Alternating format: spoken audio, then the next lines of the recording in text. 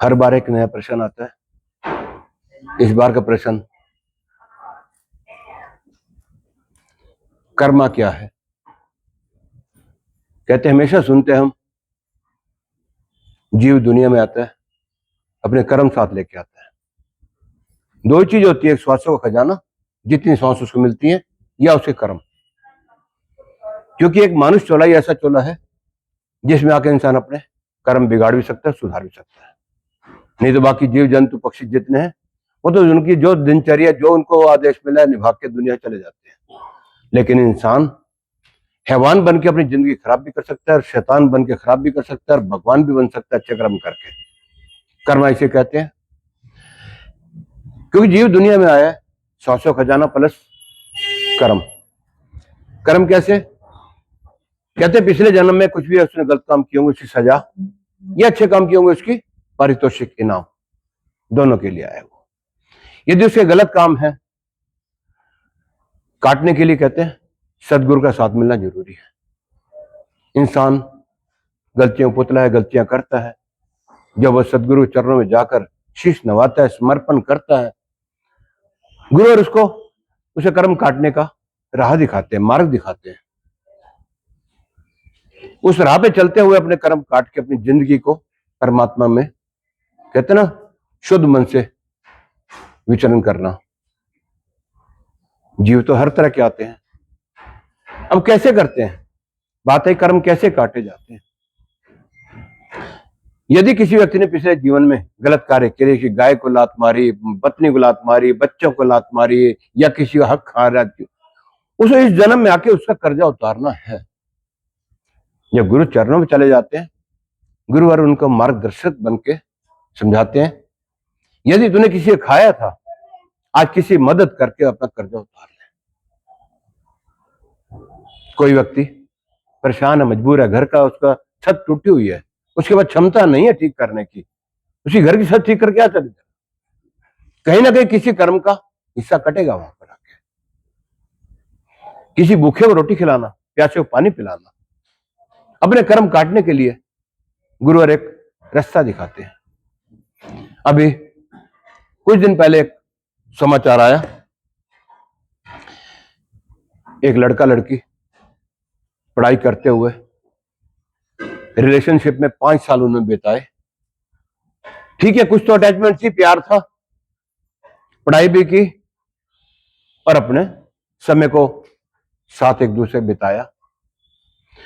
पढ़ाई पूरी हो गई, जॉब लग गई, अब समय है शादी का।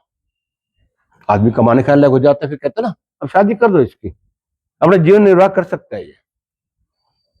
जब शादी के लिए उसे अपने दोस्त को कहा हम शादी करना चाहते हैं, अब बोले हाँ कोई दिक्कत नहीं, जिंदगी बितानी किसी और से करनी, कहीं करनी है। जब आपस में हमारा एक रिलेशन अच्छा है, प्यार है, तो आपस में कर लेते हैं।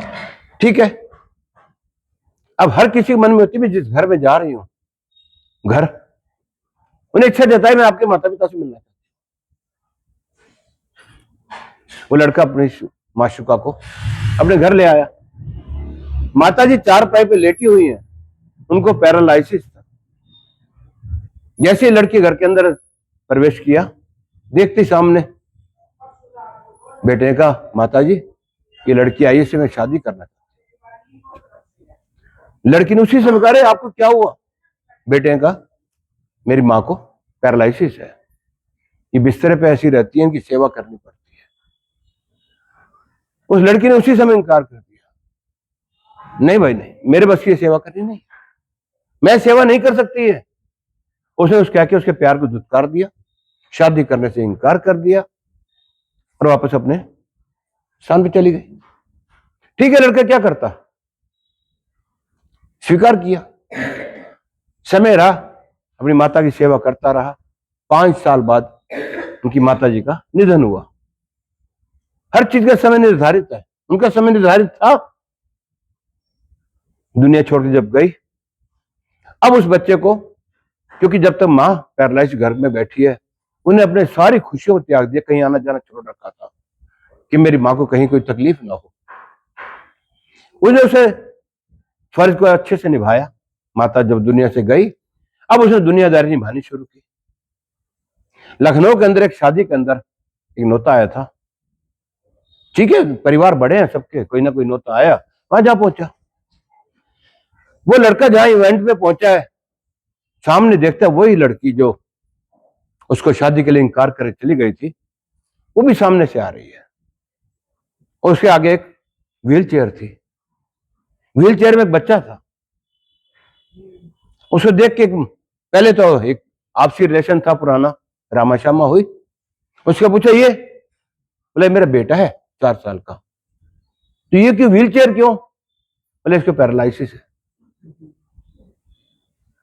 इतना सुनते उस लड़के के मन में ना जाने क्या एक तरस का एक, कहता है कोई नहीं, भोले बाबा तेरी रक्षा करे, तेरे को हिम्मत दे इसकी सेवा करने के लिए। इतना कह के वहां से मुड़ गया वापस, अगली बात भी नहीं की उससे, चल दिया वापस। बात लड़के की नहीं है यहां पर, उसके कर्म में कोई ऐसा लिखा हुआ था। गुरुवर ने उसको एक मौका दिया था उस मां की सेवा करने का। उस मां की 5 साल सेवा करती, अपने आने वाले उस कर्म को काट जाती, क्योंकि जिसके ऊपर जो जिम्मेदारी आई उसे निभानी पड़ेगी, निभानी चाहिए, नहीं तो आगे ना जाने कितना विशाल रूप लेके आए वो मालूम नहीं इंसान को। उस समय केवल 5 साल उस मां की सेवा करती, एक तो अपने अगले कर्म को सुधार लेती और मां के आशीर्वाद से ना जाने कितनी बुलंदियों की तरफ भी आगे बढ़ती। वो नहीं किया उसने। आज उसको बेटे की सेवा तब तक करनी पड़ेगी जब तक उसकी आखिरी सांस बाकी है। उसकी खुशी के लिए, उसकी सेवा के अंदर अपनी सारी खुशियां उसको छोड़नी पड़ेंगी। बच्चे को अपने हाथ से नहलाना, हाथ से खिलाना, हाथ से पिलाना, सारा इस दौरान सारे कर्म उसके पास। तो गुरुवर तो इतना करते हैं, उसका आपका कर्म काटने का मार्ग बनाते हैं। और समझने वाला सामने ना समझे और अपने अहंकार के अंदर रहे, मैं से कैसे करूं, मिले बैठे हम क्या इस चीज के लिए? गए थे गुरु घर में मत्था टेकने के लिए, जाके मुझे एक आदेश मिला, मैं दुकान भी तो खोलनी, जाकर और भी तो काम करने हैं। इस गुरुवर के एक वचनों को संभाल के, कहते ना बीच में भजन गा रहे थे बच्चे, सानू पता है बदल सकता है तू, साढ़े मत्था दिया लकीरां नूं, साढ़े हत्था दिया लकीरां नूं। ऐसी बदली जाती है, कैसे बदली जाती है? जब अनजान इंसान अपनी जिंदगी काटने के लिए उसे एक मार्गदर्शक की आवश्यकता पड़ती है। गुरुवर के चरणों में जाके मस्तक नवाजते हैं। गुरुवर उनकी दृष्टि देख के, ओहो इसे भाग में तो ना जाने कितनी अवरुद्ध लिखे, कितनी तकलीफें लिखी हैं, उनको एक वचन दे के उसके माथे की लकीरों बदलने की क्षमता रखते हैं। लेकिन उस समय वो अपनी, या तो मैं का खजाना उसके पास है, मैं कैसे कर लूं, उसको कहा गया। आज भी हम किसी गुरुद्वारे में चले जाएं, वहां पर जाके देखो किस स्वरूप में सेवा करते फिरते हैं। और कुछ नहीं, जोड़े घर की सेवा, बर्तन धोने की सेवा, 3-3 महीने डेट मिलती है सेवा करने के लिए। मंगला साहब गुरुद्वारे दिल्ली गए, वहां जाके मन किया हमारा भी, सभी बुजुर्ग और इकट्ठे गए थे, यहाँ से 2 बसें लेके गए थे, 25 बुजुर्ग थे, बाकी सेवादार थे। वहां पहुंचे, जब सबको आता देख, उन्होंने जो सेवादार थे, जिस सब चलते जा रहे हो, कहां से आए हो, वृद्धाश्रम फुलवाड़ी से आए हैं, ओहो, उन्हें साथ ले जाके सारा घुमाया फिराया, सारी सेवा का मार्ग दिखाया, कैसे सेवा हो रही है। जब उनसे इच्छा की हमें कुछ सेवा दो, यहाँ पर 2 घंटे सेवा करके जाएं, सोनिया बहन जी जब आगे बात की तो हमें सेवा कैसे मिलेगी, उन्होंने क्या जवाब दिया, यहाँ बाहर नाम लिखवा दो, आपका जो समय ना जाने 3 महीने 4 महीने नंबर आएगा 2 घंटे सेवा करने के लिए। वहां लोग लाइन लगा खड़े हैं गुरुओं के वचनों को निभाने के लिए। लेकिन हम कई बार अपने वचनों को एक अहंकार के रूप में लेके चलते हैं कि मैं ऐसे करूं इसके लिए। आज भी किसी को कहा जाए ना, जब बर्तन धो के आ जाओ, झाड़ू मार के, पोछा मार के आ जाओ, मैं धन्ना सेठ अपने आप में, मैं करोड़पति, मैं झाड़ू मारूंगा क्या?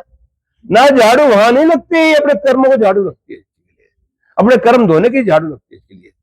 कहते हैं अपनी जिंदगी को संवारना चाहते हो ना, कितनी दरिद्रता हो, अगर दिनों में बदलना चाहते हो, किसी गुरु घर में जाके तिनका उठा के बाहर फेंक के आ जाना, थोड़ी मिट्टी उठा के सफाई करके आ जाना, एक दीवार पे एक कपड़ा मार के आ जाना, वो दीवार नहीं चमके, फर्श नहीं चमकेगा, अपनी किस्मत चमकेगी, माथे लकीरें यहां से बदलती है इसके लिए। लेकिन हम ना जाने किस अहम के अंदर रहते हैं। जीवन के अंदर यदि कई हमें समझाने के लिए, माता पिता भी बच्चों समझाने के लिए नाना क्या क्या रूप अपनाते हैं, थप्पड़ मारना, डंडे मारना, कुटाई अच्छी तरह करना, किस लिए? उसको निखारने के लिए। पत्थर को भी हम, जो कारीगर हाथ में लेता है, जितनी उसकी रगाई करेगा, कुटाई पिटाई करेगा, उतना निखर के डायमंड का रूप, हीरे का रूप लेके चलेगा। इसके लिए आप जाओ किशनगढ़ आगे, जयपुर साइड आगे कहीं चले जाओ, पत्थर के ढेर पड़े हुए हैं। हर पत्थर अपने आप को, कहते हर पत्थर के अंदर भगवान छिपा है। हर पत्थर तरस से कब कारीगर की निगाह मेरे पे पड़ेगी, जैसे कहते ना, सब गुरुवर की मेरी दृष्टि पड़ेगी मेरे ऊपर, मेरे को निखार आएगा। वो पत्थर भी तरस से बैठ के, जब एक पत्थर कारीगर आता घूमता फिरता, आज इस पत्थर को उठा लिया, अपना प्रफुल्लित, उसके बाद उसकी कुटाई पिटाई होती है, चीड़ियां चलती है, बर्दाश्त करता रहता है। आखिर हनुमान की मूर्त जाके किसी दरबार के अंदर जिंदगी भर पूछते हैं बैठे। इसलिए जिसने उन चोटों को बर्दाश्त किया वो पूजा, जो वहीं दो चोट लगते ही बिखर गया, वो कहीं मलबे की भरत के अंदर ही जाएगा। इसके लिए जीवन के अंदर कहीं सेवा का कोई बाणा मिले, रूप मिले, उसे निभाने की कोशिश करो, ना कि अपने अहंकार को आगे रख के मैं तो नहीं करता इसके लिए, क्या मैं इसी काम के लिए आया था इसके लिए। बहुत से ऐसे रूप देखे हैं और तकलीफ के अंदर पाते हैं। इसके लिए कोई गुरुवर ऐसे नहीं चाहते कि मेरा कोई बच्चा पीछे रह जाए। जैसे स्कूल के अंदर जाते हैं, अध्यापकगण क्लास लेते हैं, बच्चे 50 बच्चे स्कूल में बैठे हुए क्लास में पढ़ रहे हैं, हर गुरुवर की इच्छा होती है कि मेरा हर बच्चा आईएएस बने, हर बच्चा आईपीएस बने। लेकिन उसमें कई ऐसे साथी हमारे जो आज भी रेडियो चला रहे हैं, धक्के खा रहे हैं। इसके लिए क्यों? उन्होंने स्कूल में बंक मारे। ठीक है जी, अब मैं तो गया, आज मन नहीं है, क्लास से निकल के चले फिल्म देखने चले गए, कैंटीन चले गए, खाने पे मस्ती में समय बिता रहा। आज वो उसी रूप में बिखर रहे हैं। जिन्होंने उस चीज की महत्ता समझी, उसके रूप समझा, वो आज कहीं ना कहीं उच्च सीट पर बैठकर दुनिया का भला कर रहे हैं। इसलिए तो जिंदगी में कभी भी कुछ पाने की इच्छा हो, किसी गुरुवर की, किसी मंदिर की, मस्जिद की, गुरुद्वारे की, जाके चौखट चूम के आना। चौखट चूमने का मतलब नहीं है जाके हम चौखट चूम, वहां की चौखट की सफाई जितनी मेरे जितना बन सका थोड़ा दो कपड़े मार के चमकाने की कोशिश करें, अपने कर्म सुधार सकते हैं। इसके लिए कर्मा इसी रूप में हमारे आगे आता है। कर्म तो है, लेकिन कटने के लिए हमें मार्गदर्शक के रूप में हर कदम पे कोई मंदिर, कोई मस्जिद, कोई गुरुद्वारा, कोई संत, कोई पीर, कोई फकीर हमें सुधारने के लिए, समझाने के लिए, बताने के लिए बैठे हैं। उनका मार्गदर्शक जो हो उसे स्वीकार करके चले, उनका मान करके चले। इतना याद के लिए इतना ही। और बस फिर बोलो गुरु महाराज की। दाता तेरी भक्ति का सुख है मेरा।